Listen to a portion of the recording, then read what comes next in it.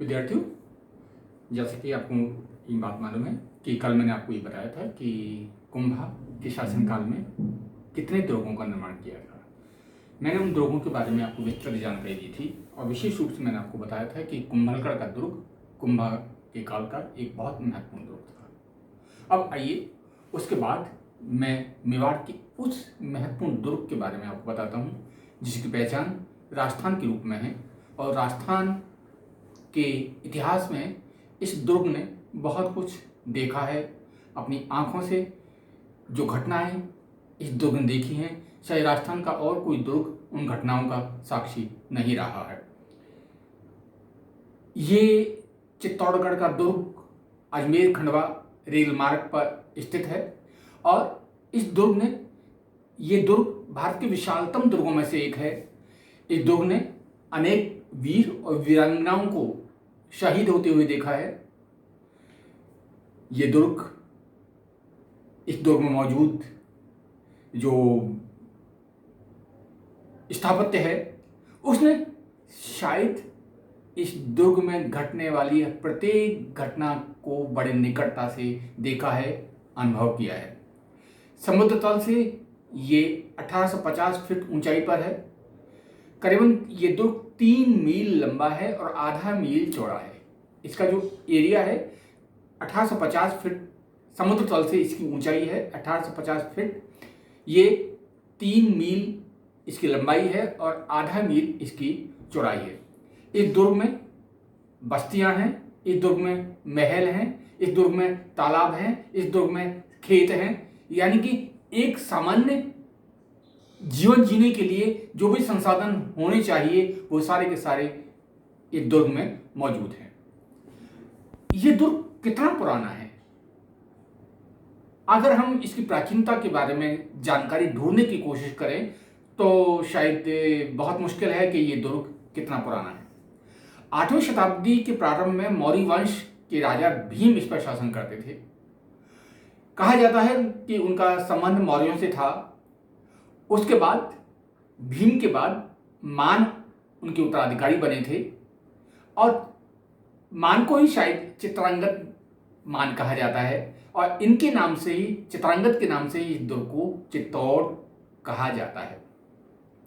कलेटौड़ को 770 ईस्वी का एक शिलालेख मिला है और उसमें कुछ मौर्य शासकों के नाम इसमें मिलते हैं, जिससे कि इस बात की पुष्टि होती है कि ये दुर्ग अपने समय में संभवतः मौर्यों के शासन में रहा होगा।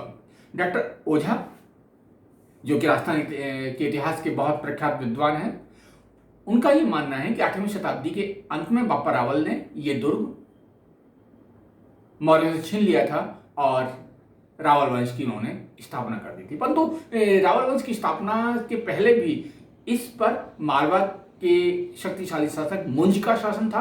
उसके बाद गुजरात के सोलंकी शासक जयसिंह सिद्धराज ने भी इस दुर्ग के ऊपर शासन किया था। इस बात की भी जानकारी हमको विभिन्न स्रोतों से होती है। कुंभा इस दुर्ग के लिए बहुत महत्वपूर्ण थे। महत्वपूर्ण नहीं, अगर मेवाड़ के इतिहास में इस दुर्ग को अगर निकाल दिया जाए तो मेवाड़ का एक बहुत कुछ पक्ष अधूरा रहेगा। कुंभा ने इस दुर्ग का पुनरुद्धार किया, नए भवनों का निर्माण किया, नए जलाशयों का निर्माण किया और साथ साथ समकालीन जो राजनीति थी उसमें इस दुर्ग को उस युग के काबिल बनाया, उस युग के उन्होंने योग्य बनाया। 1568 से लेके 1615 तक, दोबारा सुन लीजिए, 1568 से लेके 1615 तक इस दुर्ग के ऊपर मुगलों का अधिकार रहा था।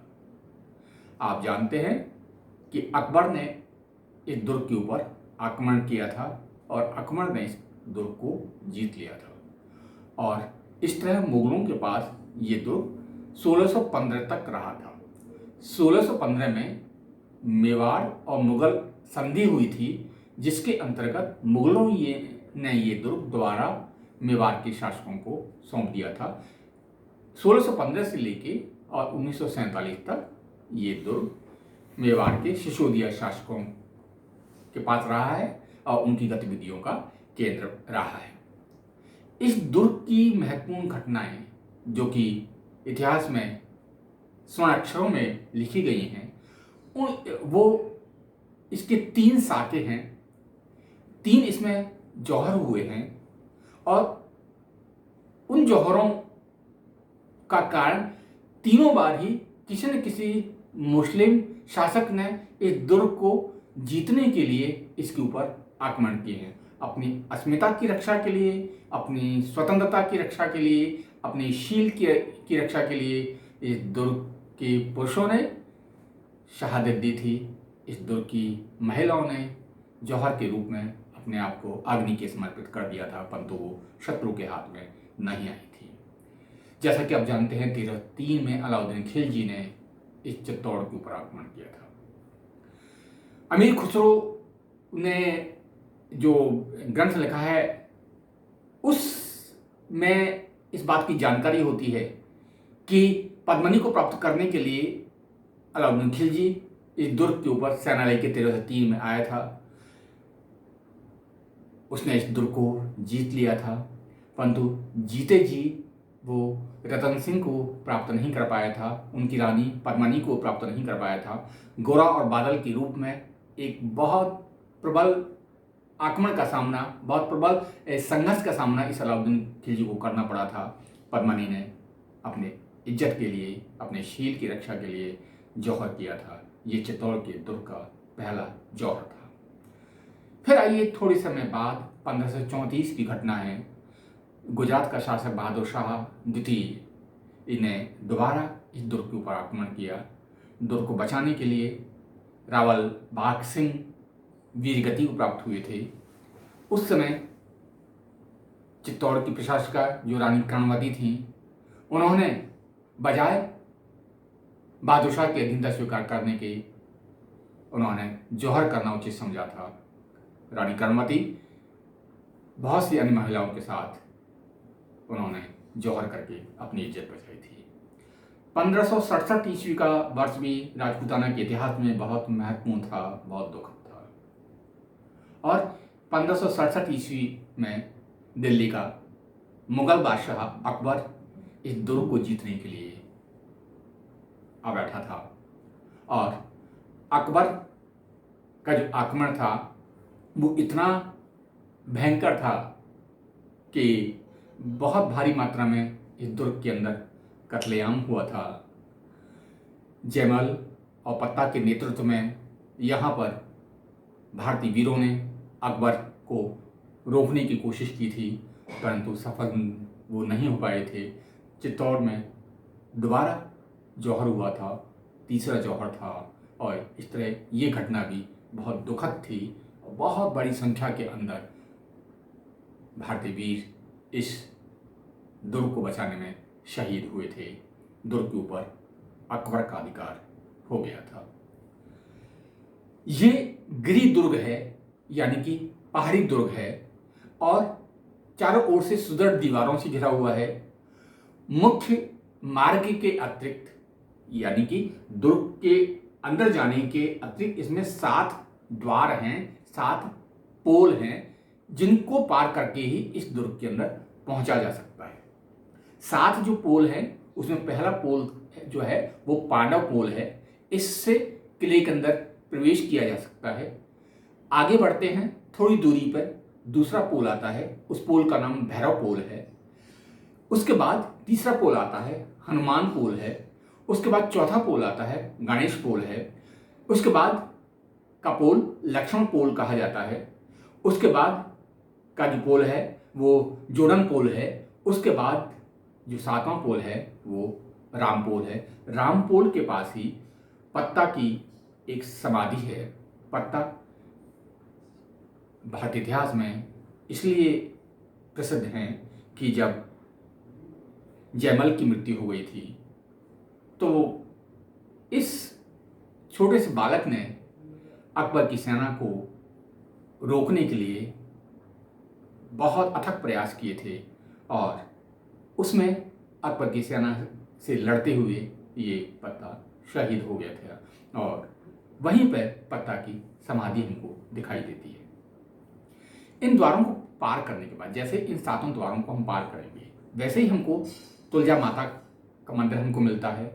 नवलख भंडार हमको मिलता है, तोप खाने का दालान हमको मिलता है, पुरोहितों की हवेली हमको मिलती है, भामाशाह की हवेली हमको मिलती है और अन्य छोटे बड़े हमको मंदिर दिखाई देते हैं।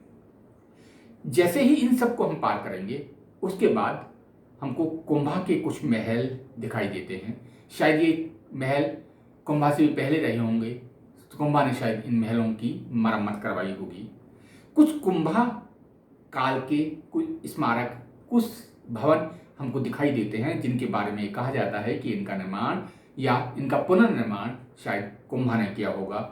ये जो स्थल है उसमें राजमहल का चौक है, बाण माता का मंदिर है, जो जनाना और मर्दाना ये दोनों महल हैं, उसके बाद राजकुमारों के महल हैं, उसके बाद कोठार है और उसके बाद सभा भवन है। ये सारे के सारे जो मैंने नाम लिए हैं इनके बारे में ये बताया जाता है कि इनका निर्माण चित्तौड़ के दुर्ग में कुंभा के द्वारा किया गया था या इनका पुनर्निर्माण किया गया था।